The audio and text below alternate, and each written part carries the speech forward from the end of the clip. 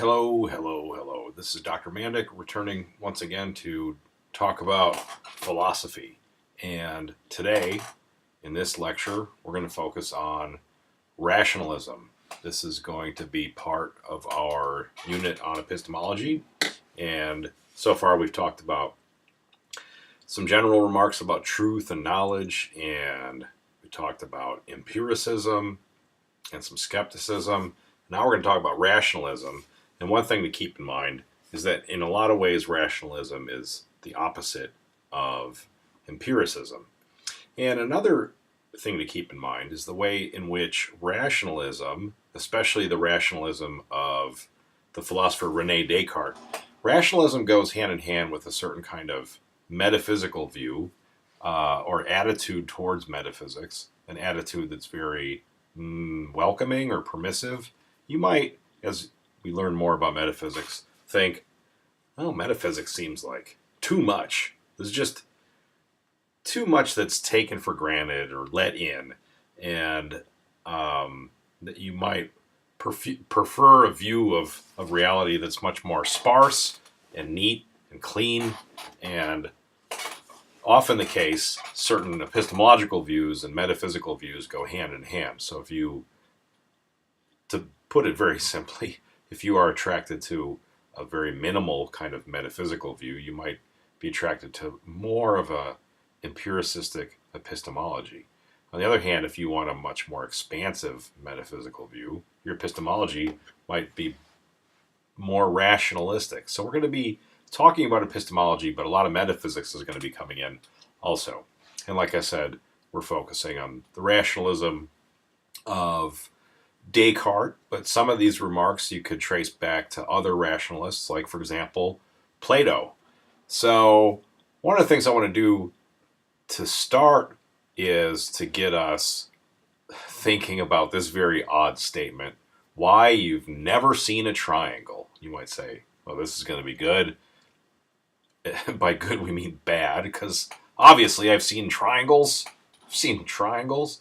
Little kids look at triangles, and little babies, you give them toys of different shapes, and they learn the word triangle by looking at these pieces that are triangular. They're triangles. Like, get out of here, Mandic. What do you mean I've never seen a triangle? Well, have some patience. You might learn something. Let's talk, before we say more about triangles, let's say something about rationalism. As is often the case in philosophy, we use words that have very technical and specific meanings that are different a little bit than what you might have expected. So I'm sure you've heard the word rational before, and you have an opinion of what rationalism might mean. It might have something to do with being rational or being reasonable. And you might say, I'm a reasonable person. I love rationalism. But we have something way more specific in mind. In this context, rationalism is something that's very specifically defined as being the opposite of empiricism. You might remember that we define empiricism as something like all knowledge is grounded in the senses or based in the senses. We put the idea like this, that empiricism is the view that there's nothing in the mind that isn't first in the senses. And the logical opposite of that, what you get when you just logically negate that, is, well, there's at least some things that are in the mind without being first in the senses.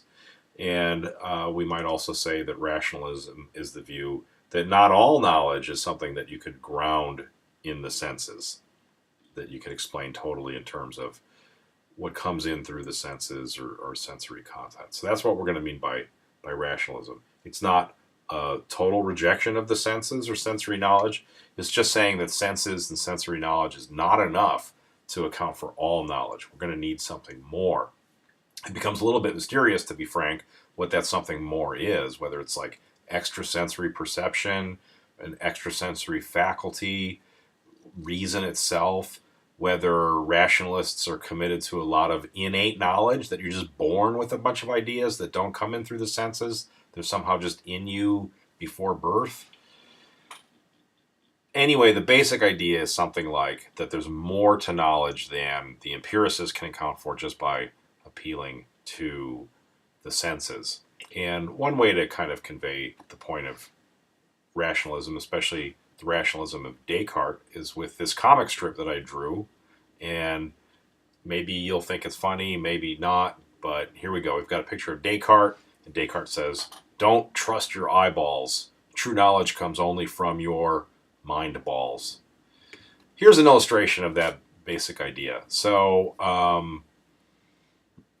here you probably would say are a bunch of triangles, and you might say, like, there's one big triangle up here, and this big triangle is made out of other shapes, two of which themselves are triangles. And here's an interesting thing. There's like a big triangle down here that has a piece missing, but otherwise it's a triangle. And this big triangle is made out of pieces that are shapes, and some of those shapes are triangles. If you think about it, you realize this big triangle is made out of the same pieces that are up here in this big triangle. This big triangle is made out of this small red triangle, and that's the same triangle that's down here. You might wonder, well, how am I supposed to know that it's the same? This red triangle, you might appreciate that just by looking, right? I mean, aren't you an empiricist after all? Use your senses. Look at this. This is a right angle triangle. This is a right angle triangle. The height of this right angle triangle is 3 units, and so is the height of this right angle triangle. And the width of this right angle triangle is 1, 2, 3, 4, 5, 6, 7, 8 units, and 1, 2, 3, 4, 5, 6, 7, 8 units is the width of this triangle. And that might be enough for you to trust that, oh yeah, okay, this triangle here and this triangle here, the two red triangles are the same. Ditto for these two green triangles.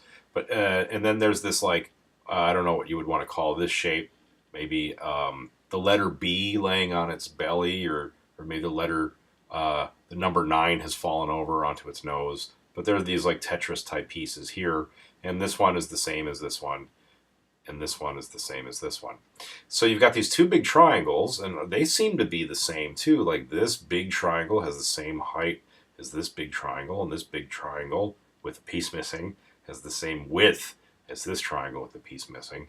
But what the heck? Where did this hole come from? How can this piece be missing? This big triangle has the same area as the pieces out of which it's made. Those pieces are rearranged into the same big triangle, but somehow there's a hole missing. How can that be? And some of you might have figured out that there's a trick going on here, and maybe you've figured out what the trick is. Well, those of you who thought there was a big triangle here were mistaken, and maybe it's my fault. Maybe I deliberately misled you. Sorry about that. This big thing up here is not a triangle. What do you mean this big thing's not a triangle? Well, if this big thing were a triangle, then this thing here would be the hypotenuse, right? It would be a straight line. But this thing here, this big thing, is not a straight line. This big thing here is bent. This big thing here is made out of this line, which is the hypotenuse of the red triangle, but the hypotenuse of the red triangle has a different slope than the hypotenuse of the green triangle. And when you put those different slope triangles in a different configuration, you get this bent line being bent in the other direction. And to illustrate this in a really exaggerated way, the slope of the green line is the same here and here, and the slope of the red line is the same here and here. But here you have like a concave shape, and here you have a convex shape. So if you think about the extra space that you would have down here, that much space is missing up here. And that space, it turns out, the difference between what you get with this and with this, that accounts for the difference that you have here. So what does this have to do with this earlier and shocking statement? You've never seen a triangle before. Well, there's a very serious point that's being illustrated here, and the point is that you don't know things just by looking at them. You might think that's how it works, but that's a massive oversimplification. You might think like, oh, I know this is a triangle because I look at it. But you know what? We discovered that this wasn't a triangle. So you didn't know that it was a triangle. You can't know a falsehood. You can only know truths. And by the way, how do you, like, wait a minute, this wasn't a triangle. Why wasn't it a triangle? Well, by definition, a triangle has three straight sides. And this thing here isn't straight, so therefore this whole thing is not a triangle. And if you think about that point, you could realize that nothing you've ever seen before is a triangle, because nothing you've ever seen before has perfectly straight sides. You zoom in on any sides, and eventually they're all going to be lumpy. Everything is bumpy. So you've never seen a straight line in your life. You've just seen various different approximations of straight lines. And if we zoom in enough, you'll appreciate those approximations aren't straight at all. They're incredibly bent and warped and bumpy. And when you understand things like, for example, geometric proofs, you're not gaining knowledge just by looking. You're gaining knowledge by thinking. And if we get another example, maybe this point will become a little bit more clear. So appreciate in the thing that's coming up, and by the way, what's coming up is I'm going to rapidly go through a sketch of a geometric proof, that what you're doing is something that is an exercise of reason and not really about getting information through your senses. So here's something that you might remember from school, and it is this claim that for all triangles, if you add up the angles that make up the triangle, the angles will always add up to 180 degrees. And we might say that all triangles are such that the interior angle sum is 180 degrees. Now, how could we prove that? One thing you might do is go find all the triangles and then measure them and see what the angles add up to. But here's a question. How would you know they were triangles? How would you know they were triangles? What if you found a thing that didn't add up to 180 degrees? Wouldn't a better conclusion be that that wasn't a triangle, as opposed to concluding that that's a triangle that happens to violate this rule of 180 degrees? So if you think about it a little bit, you might appreciate, like, no, we didn't establish this truth by looking at a bunch of triangles. You wouldn't even know what triangles were unless you knew that they were going to conform to 180 degrees. So how then do you know that the interior angle sums of all triangles add up to 180 degrees? And the answer is that you prove it. You prove it logically. Just by thinking about the ideas of, like, angle and straight line, etc., you're able to prove this. And along the way, appreciate how little your senses actually matter in achieving this knowledge by proof. So let us say that these are two straight lines. Now, you appreciate probably that those aren't actually two straight lines. They're very bumpy. If you zoomed in on them, you would see they're not perfectly straight. They're not perfectly smooth. And they're not even lines. Lines aren't supposed to have thickness, but these things have thickness. You wouldn't see them if they were actually lines. So if you could see it at all, it's not a line. But let's suppose we had two lines. I want you to just think about two lines. If you want to stare at this thing on the screen, knock yourself out, but you don't actually have to. If there were two lines and they were to intersect, they would intersect at four angles, right? I mean, isn't that what an angle is? So even though these aren't lines, you know that if there were lines and two of them were intersecting, they would create four angles. And you know that no matter how they intersected, those four angles would add up to 360 degrees. Why 360? Why not 361? Why not 359? Well, 360 is just an arbitrary way of representing the idea of all the way around. It doesn't matter if we define it as 360 or 361. But we just decided it's 360. We say it's 360, just like I say my dog's name is Dave. I'm the decider there. We humans are the decider that all the way around is going to be symbolized by 360. And now if you went halfway around, that would be 180, because 180 is half of 360. There's really no doubt in your mind about that. Okay, so now what can we do? Well, here's some obvious things, right? Any two angles next to each other are going to equal 180 degrees. Note that you're not measuring. You're just listening and thinking about the idea. The very idea of an angle is such that if two lines intersected, there'd be four of them. They would add up to all the way around, which is the same as 360 degrees. Any two of them that are next to each other are going to add up to 180 degrees. So A plus B equals 180. B plus C equals 180. Now here's an interesting thing you could figure out from that. you could figure out from that, well, let's think this through. If A plus B equals 180 and C plus B equals 180, then whatever C contributes to B to get to 180 must be the same as what A contributes to B to get to 180. B is the same as itself. That's just obvious that B is equal to B. So if A plus B gets you to 180, then also C plus B gets you to 180, then whatever A is adding to B must be the same as what C is adding to B. And notice again, you're not measuring. You're not measuring these angles. You're just listening and thinking about what the meaning of the word angle is. And it follows by reasoning that 4 of these angles would all add up to 360. 2 of them next to each other would add up to 180. And any opposing angles are going to be equal to each other, whatever that happens to be. It doesn't matter what the angles are. It doesn't matter what the angles are. A and B will always add up to 180, and A and C will always be the same as one another.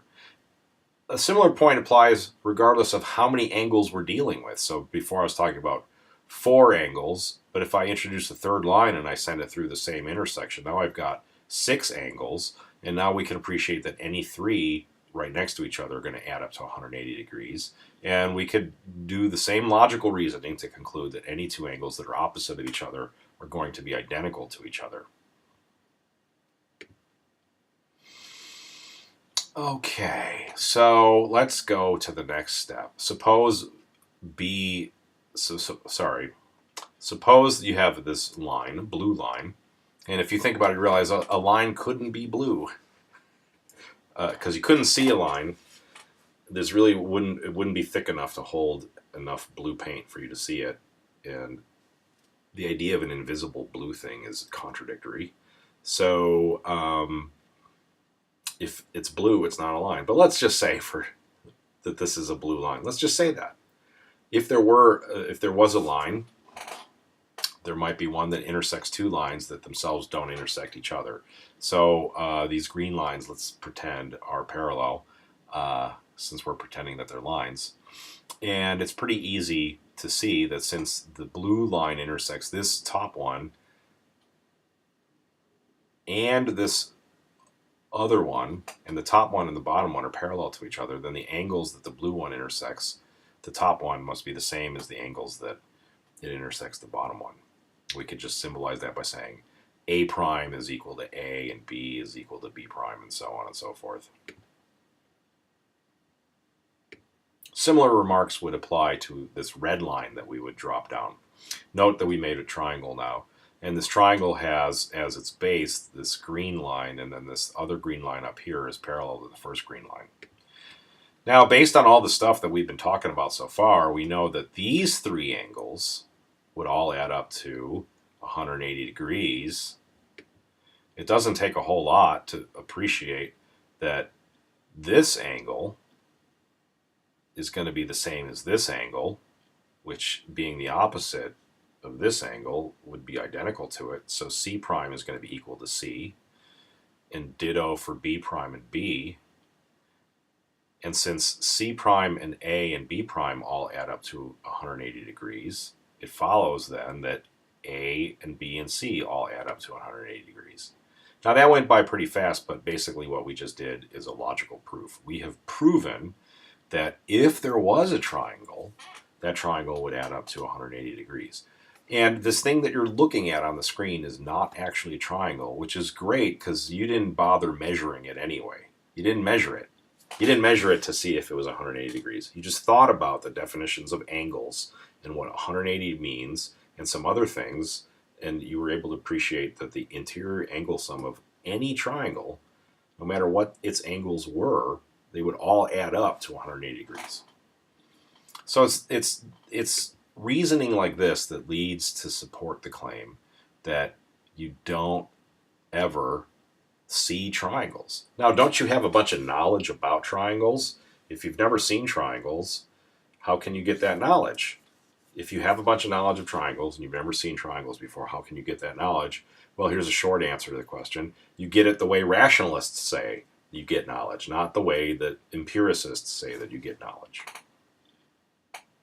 So that was supposed to be an introductory statement, getting you in the mind frame of rationalism. And what we're going to do for the rest of this video is focus on the rationalism of Descartes.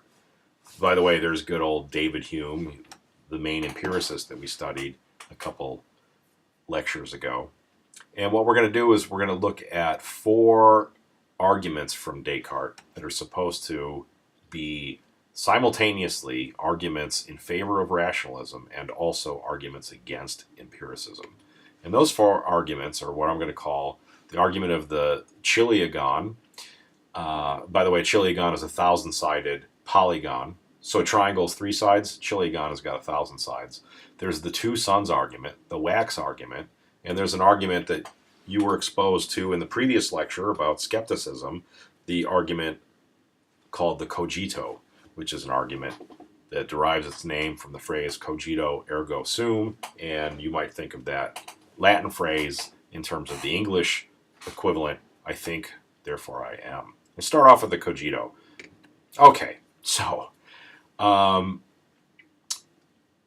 you may have never heard of a chiliagon before, or chiliagon. I'm not exactly sure how to pronounce it. It kind of doesn't matter. But the basic idea is that it's a polygon that has 1,000 sides. And if you look this up on Wikipedia, you'll see this picture right here. This is a picture of a chiliagon, and this is a zoom in. We've zoomed in, and there's some of the sides. And one of the things to appreciate about a chiliagon is if this really was a chiliagon, and you really were looking at it, you would probably say, that looks a lot like a circle to me.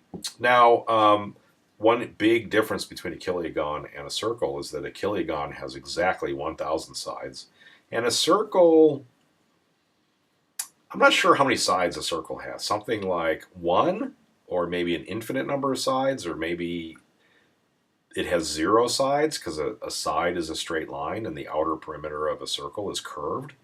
So it's 1,000 little straight line segments making up the edges of this polygon, the chiliagon. And you cannot see that it's a chiliagon. You can't see that it's a chiliagon. If there really was a chiliagon in front of you, and there really was a circle in front of you, and there really was a polygon which has 1,001 sides, you wouldn't really be able to see the difference. Now you might say you could shrink down and then start counting the sides, or whip out your microscope and start counting the sides. But now that's a very complex thing that you're doing, counting. Counting is not the same as seeing. Counting is this very elaborate thing where you'd be looking at the sides, and you'd be reciting numbers while you look at one of them and you say the number 1. You either say it out loud or you say it in your mind. And then you move on to the next one, and you remember that you said 1 a little bit ago. And you also remember what you're supposed to say next. You're supposed to say 2. Then you say that, and then you go on to the next one. And hopefully you've marked what the beginning was, so that when you come back around the end, you know when to stop counting. But if you think a little bit about counting, you would realize there's a really big difference between what you could count and what you can see. You can see in a glance, like there's this painting on the wall behind me, and it's got a bunch of spots in it. You can see that there's a bunch of spots, and you might even be able to see that there's more than 3, maybe even more than 4. But you can't just see in a glance how many there are.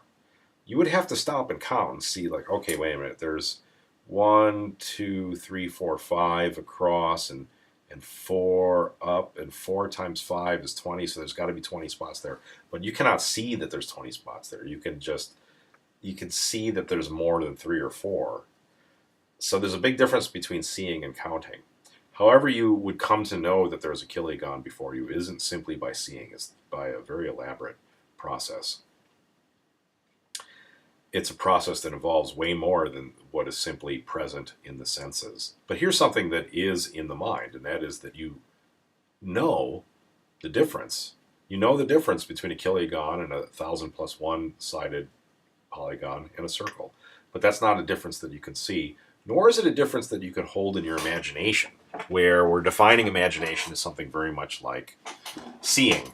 It's like seeing with your eyes closed. If you were to imagine a circle and a thousand-sided polygon next to each other, what you would imagine is something that would look exactly the same.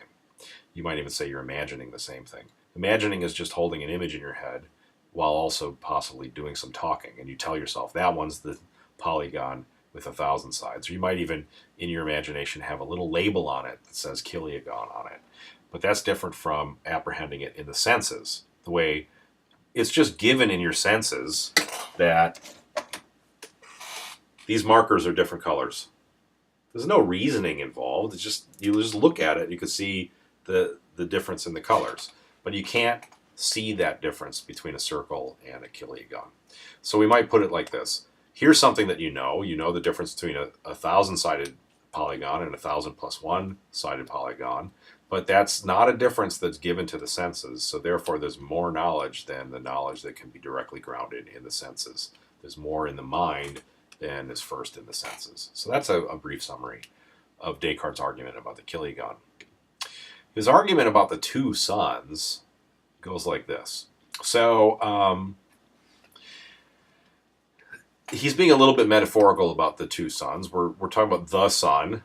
The sun, some of you know, is actually a star. It's the star that the planet Earth is directly in orbit around.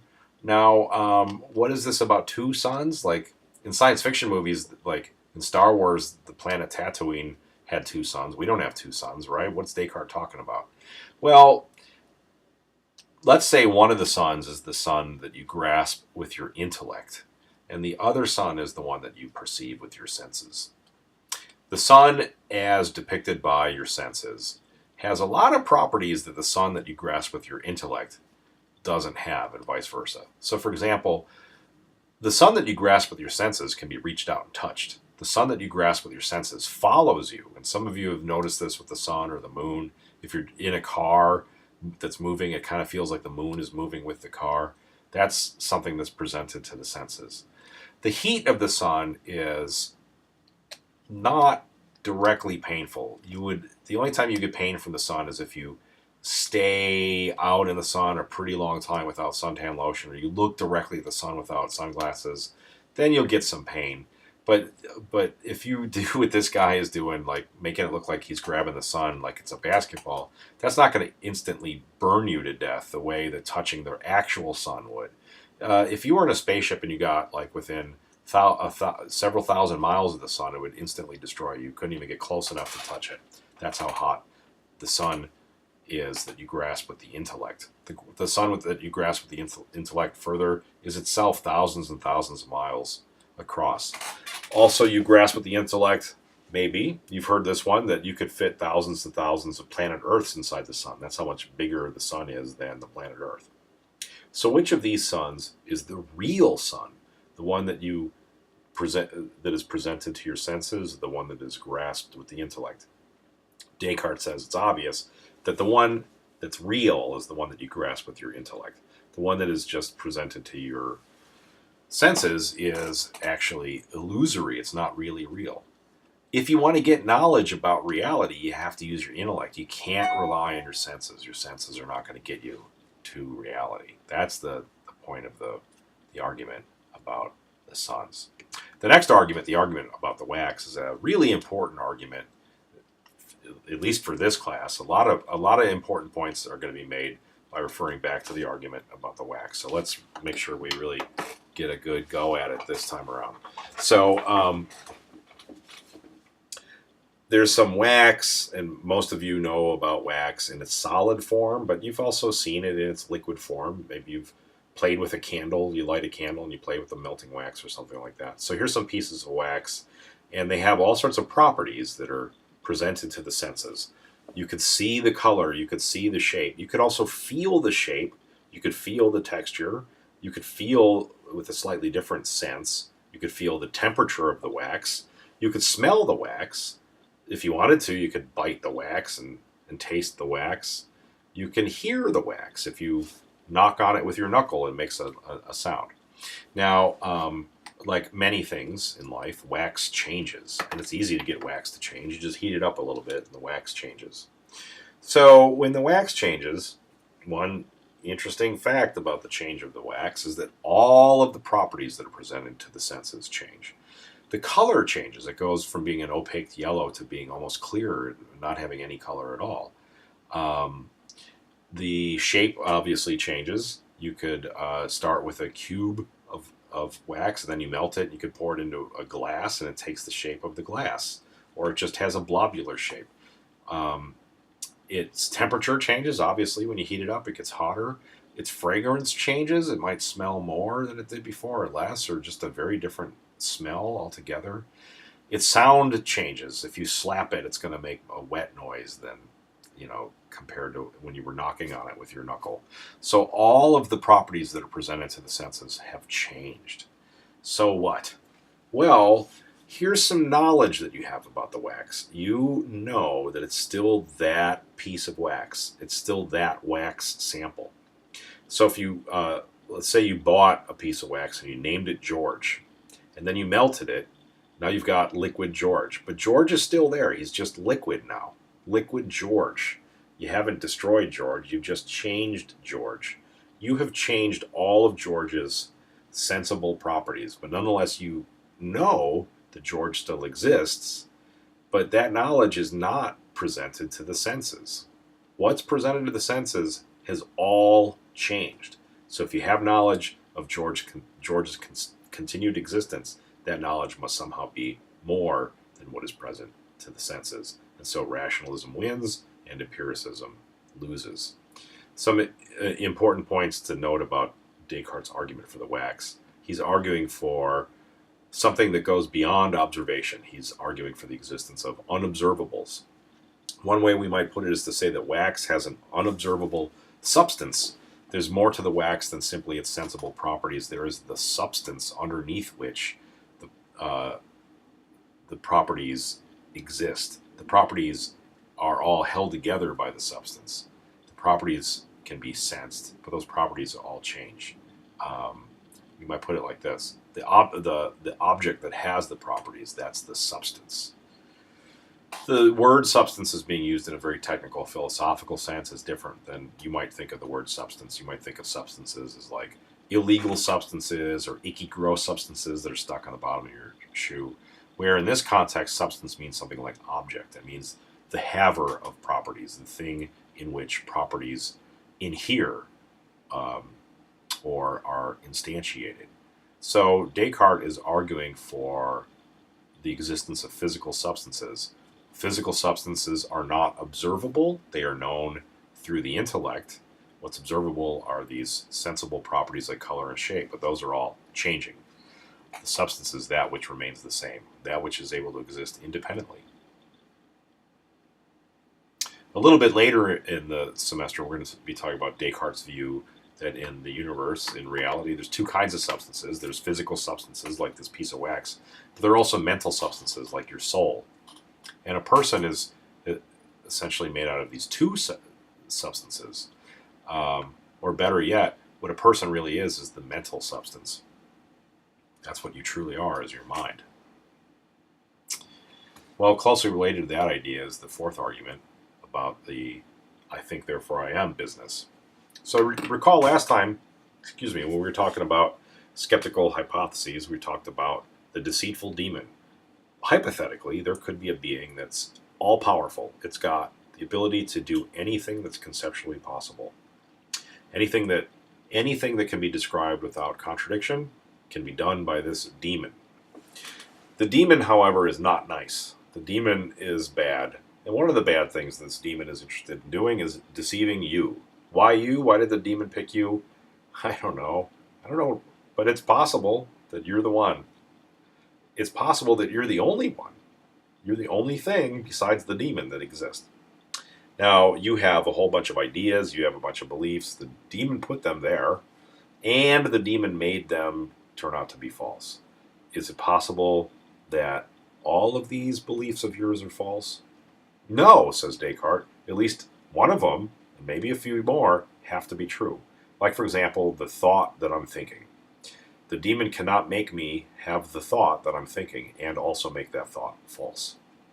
Just by having the thought, I automatically have what it takes to make that thought true. So it can't be false. Since it can't be false, I know for certain it must be true. So here's one thing I know for certain. I know that I think.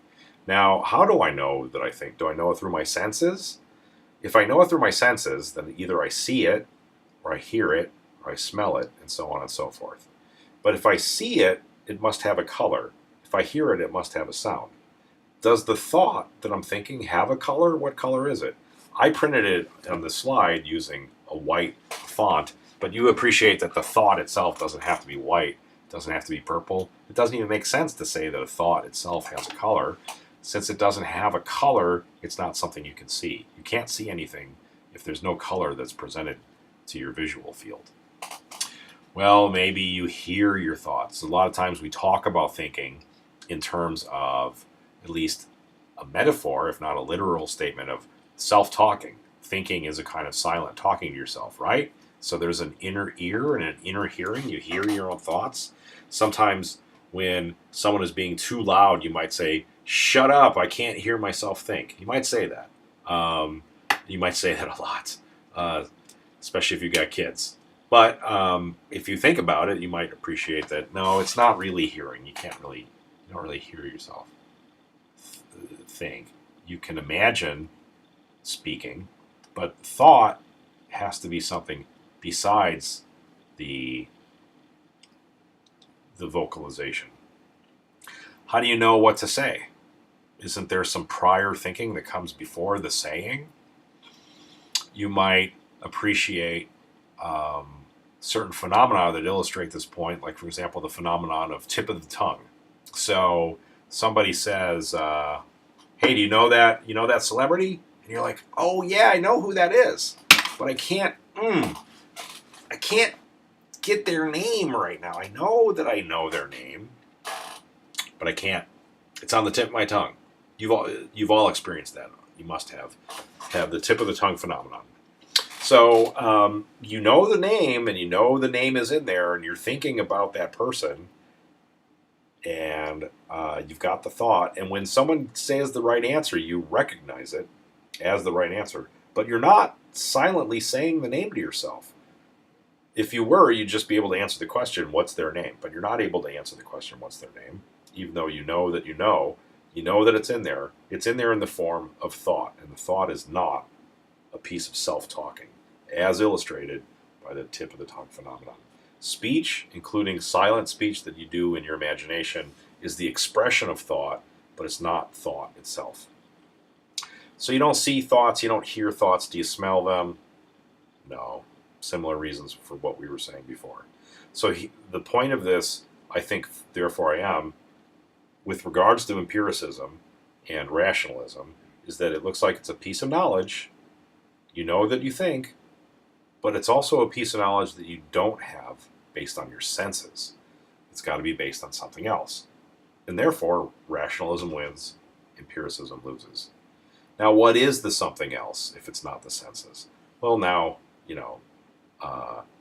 call it rationality, call it the intellect, the rational intellect. But the main point for rationalism is, in many ways, a negative point.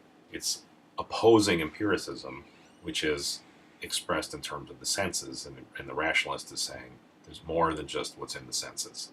I think is something that I know, but not simply in terms of what can be given to the senses. And similarly, I exist. If I think, it follows that I exist. Well, what more do I know about me, according to Descartes? Well, I know that I must be a thinker. I must be a thinking thing. Do I have any senses? Do I have eyeballs? Maybe not. Maybe that's an illusion. Maybe that's just a dream. You don't really have eyeballs. How did you get the idea of eyeballs if you don't have eyeballs? Well, either you made up the idea yourself and forgot about it, or the demon made up the idea of eyeballs and put it in your mind, even though it's a false idea. But it doesn't necessarily follow from the mere fact that you have the idea of eyeballs that there's ever existed any real eyeballs. So for all you know, you are just a thinking thing who just has thoughts, and that's essentially what you are, and there is no senses.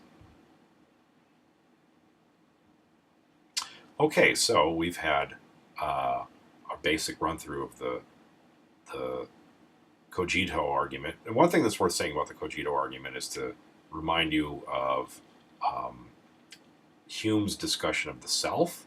Remember when we were in the empiricism lecture talking about Hume, we were applying Hume's empiricistic theory of ideas to various topics, like the topic of the self or the topic of causation.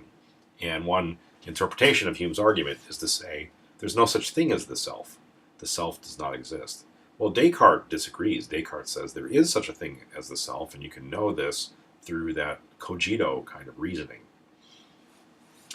One thing that's worth mentioning in connection with all this is the way this argument of the wax hooks up with this debate between Hume and Descartes. Hume doesn't think there's any substances. Hume thinks that all that could possibly exist is what's given to the senses, and what's given to the senses is constantly changing. He makes these remarks mostly in connection with the self. He looks inside himself and sees all these changing perceptions. He doesn't see anything that is the self itself. But he could say a similar thing about the wax. Hume could say, well, I look at the wax and all I see are these changing properties. There isn't anything which is the substance that is given. I mean, there's no substance there, because Hume starts off by assuming empiricism. And so the only thing that could be is that which is given to the senses, and what's given to the senses is constantly changing, and what's constantly changing are a bunch of sensible properties. There's no unobservable thing that remains constant. So the wax itself, the thing that has the properties, doesn't exist according to Hume, and neither does the self. Where for Descartes says, look, isn't it obvious that I know that George exists? Isn't it obvious that I know that I myself exist? Well, I couldn't know those things if empiricism was true, so therefore empiricism must be false. Where Hume is arguing in the opposite direction. He says, no, I'm not going to start by assuming that George exists or even that I myself exist. I'm going to start by assuming that all knowledge must come in through the senses. And then he concludes that there is no such thing as substances or no such thing as the self.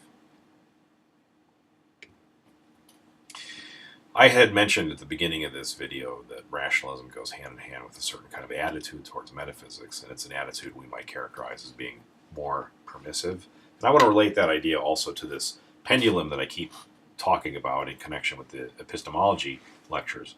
The pendulum that swings from two extremes. This should remind you a little bit of Aristotle's two extremes, and the mean that is in the middle of the two extremes. And on the one extreme, we've got a very skeptical view that says we have very little knowledge very little knowledge at all, maybe even no knowledge. And on the other extreme is dogmatism that just embraces everything. Anything anybody believes just takes it as true. And presumably you would want to be somewhere in the middle. And rationalism is going to be a bit more on the dogmatism direction. And empiricism is going to be a little bit more in the skepticism direction. And maybe once you start swinging towards empiricism, you can't help but swing all the way and become a skeptic. And then when you get sick of that, it swings back and you're a rationalist for a while. You might end up with dogmatism. Where is the virtue? Where is the middle where you want to wind up? Maybe it's rationalism. I'm not saying that. I'm just experimenting with it. I am just throwing that out there for discussion. So maybe let's consider that possibly rationalism is where you want to be. What can we say besides the Descartes arguments in favor of rationalism and the kind of embracing or permissive attitude towards metaphysics that comes along with that? Well, one thing you might say is that that's just science in general. The metaphysician's comfort with believing in things that you cannot observe might just be good scientific practice. A lot of people who study the philosophy of science recommend a view called scientific realism, and one way of putting scientific realism is that it's the idea that in science there's more than what you observe.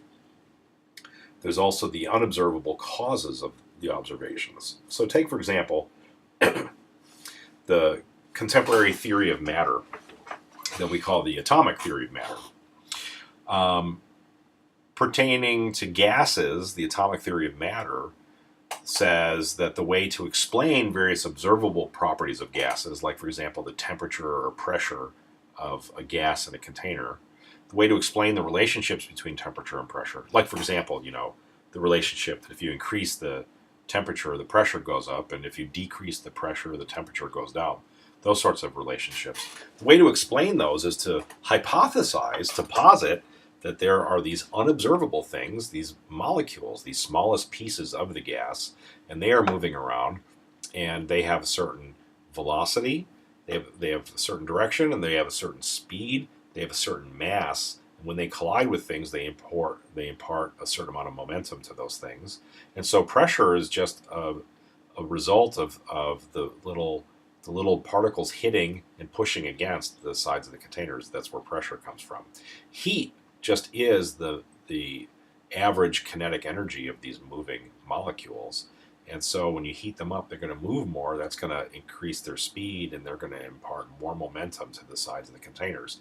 And now you explain this relationship between observables by positing these unobservables. You observe that there's a certain relationship between pressure and temperature. You hypothesize that what would explain that are these real things that you cannot perceive, and that is the molecules of gas. Now you might say, what do you mean I can't perceive molecules of gas? Can't you see them through a microscope or something? Well, not at first. When they were first hypothesized, you couldn't see them through a microscope. And nowadays, you might argue you still can't see them through a microscope. Even so-called atomic microscopes that allow you to see things at the literal atomic scale aren't letting you literally see them. All you're seeing is an image on a computer screen. That's what you're seeing. And you are inferring that what has caused the image on the computer screen are atoms themselves. But you can't see atoms themselves. If you see anything, it's large sorts of things. Like you could see this pipe, or you could see your computer screen, or you could see my glasses, or you could see my head. But you can't see the molecules that I'm made out of.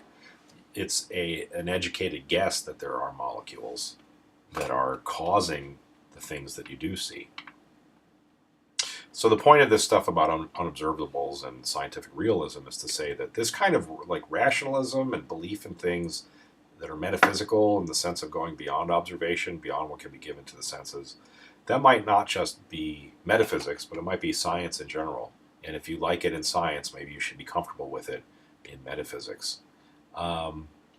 We already talked about the wax as the wax argument from Descartes as being an argument for unobservable substances.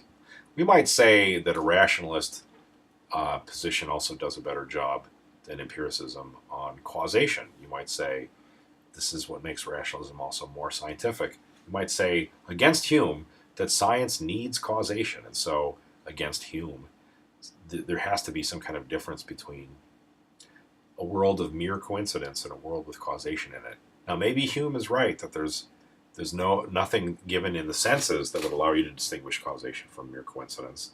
But maybe then this is just a point in favor of the metaphysicians and the rationalists, that here's another bit of knowledge that we have that is extrasensory in the sense of going beyond the senses, maybe involving the rational intellect, or maybe some kind of innate knowledge. Maybe we're just born knowing what causation is. It's not something that we learned by observation. There's a little bit of evidence that newborn babies have an idea of causation, and they are able to distinguish between things that are caused and things that are merely coincident. And there's reason to believe that they didn't learn that from observation. They weren't taught that. They were just born knowing that.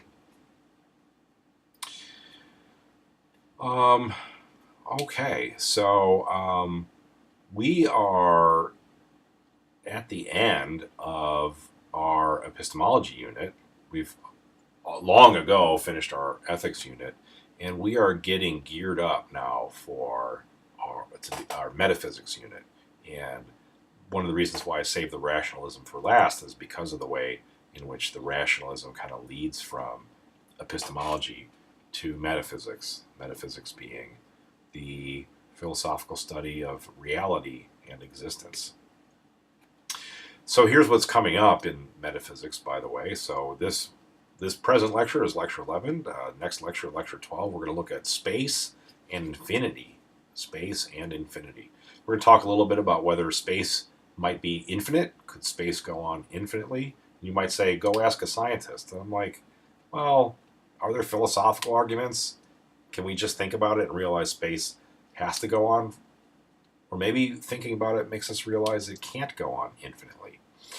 What we're going to spend a lot of time talking about in connection with space is whether space is, instead of being infinitely big, whether there's such a thing as infinitely small pieces of space, whether space is infinitely divisible or not.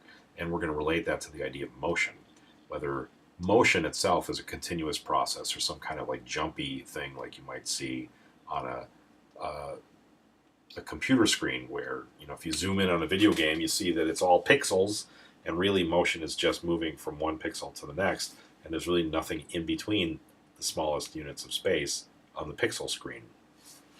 Lecture 13, we're going to move from space to talk about time, and we'll say a little bit about causation. We are going to talk a little bit about time travel. There's a lot of fun stuff going on in Lecture 13. Lecture 14, we're going to talk about what you might think of as ordinary things, medium-sized objects, and people. The things that you learn about first when you learn a language. You learn nouns, and you use those nouns to refer to relatively medium-sized things and also people. But we're going to get into the metaphysics of material objects and persons, with an emphasis on persons. And in Lecture 15, we're going to talk in general about reality, and whether reality is really real. Is reality real, or is it just an idea? Reality then wouldn't be real. It exists only in the mind. Anyway, let's do some study questions. So, study question 1. Which would Descartes be most likely to agree with? A, a piece of wax is just a bundle of sensible properties. B, there's more to a piece of wax than its sensible properties. Question 2. According to Descartes, there isn't anything that can be known with certainty.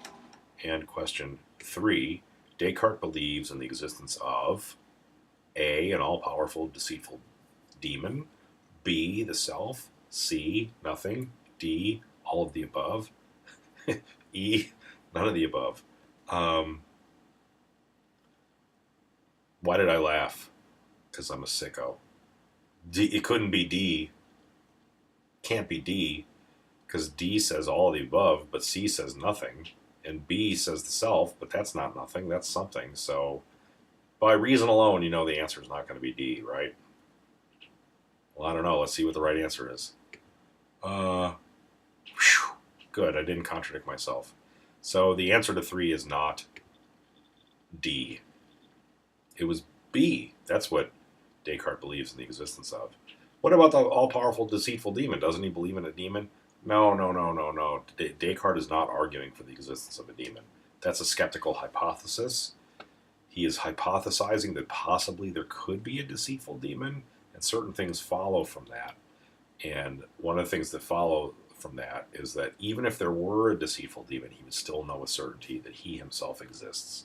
He would still know that he thinks, and I think, therefore I am, so therefore I know I exist, and if I'm Descartes, I know that Descartes exists. So Descartes is not arguing that a demon exists. He's arguing that he himself, Descartes, exists. According to Descartes, there isn't anything that can be known with certainty. Well, that's false. There's at least 2 things that can be known with certainty, according to Descartes. One of them is, I think. The other one is, I exist. There's more than that, too, for Descartes. Another one is, I am a thinking thing. I'm a sort of thing that thinks. Which would Descartes be most likely to agree with? A piece of wax is more than just its sensible properties. There's the substance itself. There's more than what's given to the senses. So that's why the answers are all B. Anyway, I hope you are more rational now that you've learned about rationalism, and I hope that you appreciate that perhaps you've never ever seen a triangle. Until next time, I won't see any triangles, but I'll see you, and you'll see me. All right, talk to you later. Bye-bye.